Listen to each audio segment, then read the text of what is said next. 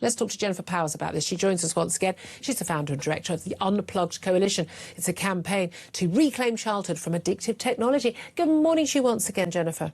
Good morning, Julia. I broadly welcome the government's announcement yesterday. It was a rare occasion when I was full of appreciation of our Prime Minister for... Not often we say that. Yeah, how often? For once, I give him unreserved praise and I'm full of admiration for what he's done. And, you know, in the past, I've been critical of him for his U-turns, but on this one, I was very, very happy. Listen, it's not the whole answer, but do I think it will make a meaningful difference? Absolutely.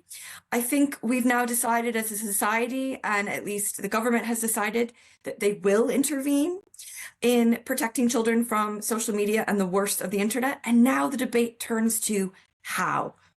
We built a 49-pound hose nozzle that makes most pressure washers on the market largely unnecessary. Every pressure washer has what that looks like. And as you rightly say, there's a big debate about whether that should happen at the operating system level of the phone.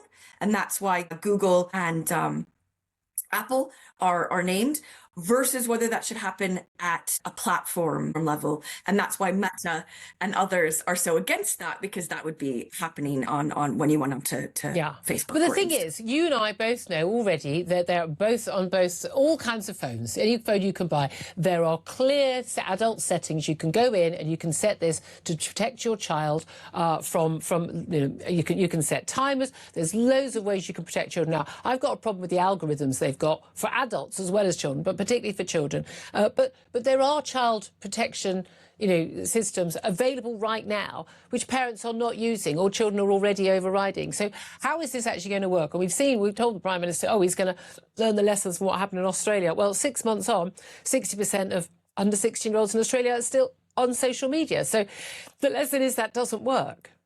Well, I take a slightly different lesson, that 40% of children are being protected, which is millions and millions of children every day. Or 40% of children. But again, I get that, we still, and the Prime Minister said yesterday, just because some children drink under the age of 18, I would say most at some point, you don't not have laws about that or other things.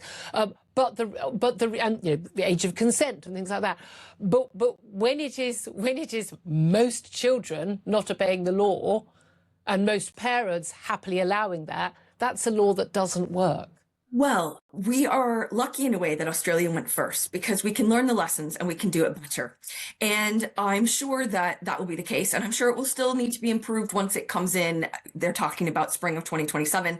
Let's see, there might be court cases. This might take even longer.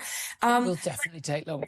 Yeah, I agree. But in Australia, they have to use age verification, which under the reasonable steps to verify age. Whereas here in the UK, the government has pledged that the tech industry will need to use highly effective age verification or age assurance. So already the onus is being put on the tech platforms to get their house in order and use the technology that they well have. So I think from day one, we will see higher than the 40% success rate. But I do accept that it won't be 100% and that it will build over time as we change. But how many parents who already would rather their kids were sat on a phone and you're talking to them and saying I'm bored or having a tantrum, whatever, are just going to give them their phone or log them on, do the age verification for them so that they can then be on that? Oh, I think you're right. I think a number of parents will do that. And that's why I think this is just part of the culture change that we need to see. And when we have schools bringing in robust smartphone-free policies, that's important, not just because it safeguards kids during the day. They don't get, filmed and filmed and all of that kind of stuff. It also sends a really strong message to families, to parents, to say, listen, your school is telling you that your child not only doesn't need a smartphone, but it won't be allowed onto school grounds. Therefore, please don't give one to them. Please don't buy one for them.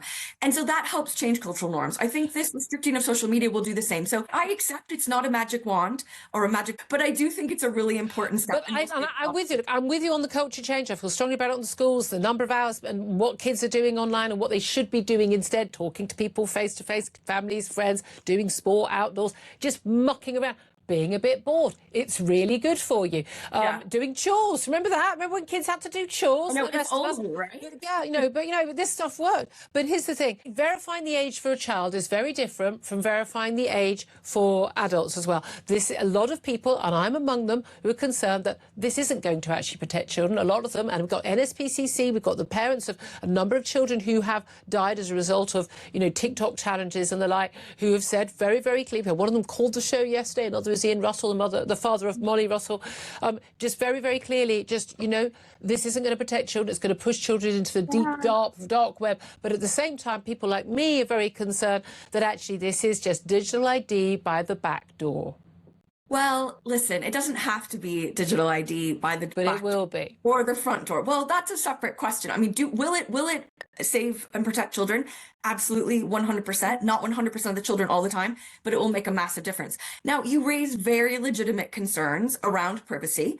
And I think, like anything, there are trade-offs. And there are people on the other side of the argument than me that have taken a different value judgment, who have said, you know what, it's more important for them that civil liberties are protected and that no adult ever has to prove their age online. No, not with their age, prove who they are. Well, who they are, and their age being the most important for this purpose. I, have strong free speech credentials, used to work at the Free Speech Union. Yeah. I take a more nuanced view. I say, listen, we are in a digital age now. It is not the world of 50 or 20 years ago. And we're going to have to figure out a way as a country, as a society, to protect children while doing our utmost to protect. Absolutely. But a lot of us would say, it's parents who need to do it, and the very parents who aren't doing it right now are exactly the very parents who will allow their kids to get around this. But look, it's a really nuanced debate, and I agree with you, and it really must be together again. I really wish more in the media were treating this as the nuanced debate it is, because whenever we hear the word children's safety, oh, well, in that case, it must be fine, and let's do it. And anyone who doesn't want to do it wants children to be harmed. That's not the case. It's the balance. You should be applauded for this, because I think you're right. I think this is such a good debate, and to not just fall into these easy tropes, but to have a meaningful discussion of what that means. It's really good to talk to you. It's really interesting, exactly, to hear your perspective on that. Jennifer Powers from Unplugged Coalition, thank you so much.